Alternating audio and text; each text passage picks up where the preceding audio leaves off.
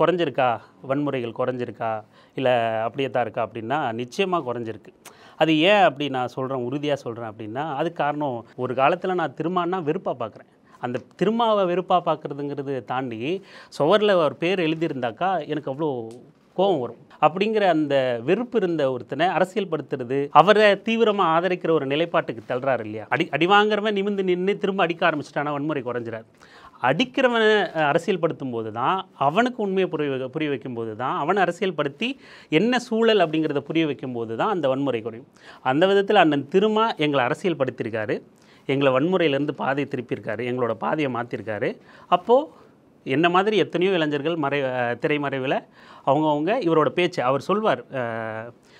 என்னை பார்க்காதவன் கூட, என் பேச்ச கேட்காதவன் கூட என்னை பத்தி அவதூறு பேசிக்கிட்டு இருக்கான். அவன் ஒரு தடவ கூட என்னை பார்த்துருக்க மாட்டான்.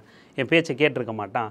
என்கிட்ட இந்த கேள்விக்கான பதில் அவன் எதிர்பார்த்திருக்க மாட்டான். இருந்தாலும் என் மேல வன்மத்தையும், அவதூறையும் பேசிக்கிட்டு இருப்பான். ஒரு முறை அவன் என்கிட்ட அதுக்கான விளக்கத்த கேட்டா, அவனுக்கு அதுக்கப்புறம் அவன் பேசலாம் அப்படிங்கிற மாரி, அந்த மாதிரி ஈர்க்கப்பட்டவங்க தாங்க. என்னதான் இவர் மேல வெறுப்பாவே பேசிக்கிட்டு இருக்காங்க.